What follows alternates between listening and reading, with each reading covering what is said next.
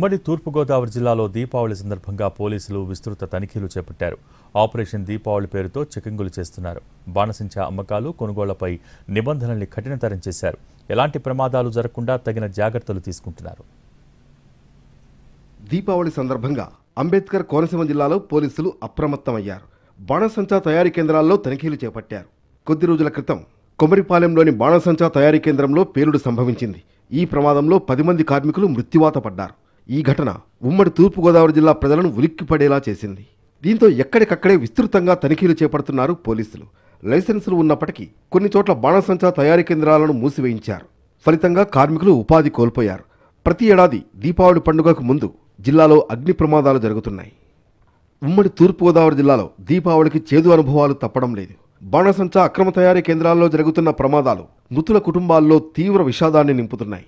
కోనసీమలోని అంబాజీపేట మండలంలో అటకపై నిల్వ ఉంచిన బాణసంచా కిందికి దించుతుండగా నెల రోజుల క్రితం పేలుడు సంభవించింది.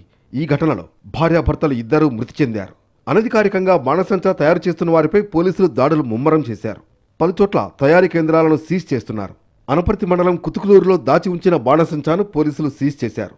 చాగల్లు మండలం మీనానగరం వద్ద ఓ గొడవంలో నిల్వ ఉంచిన బాణసంచాను సీజ్ చేశారు పోలీసులు.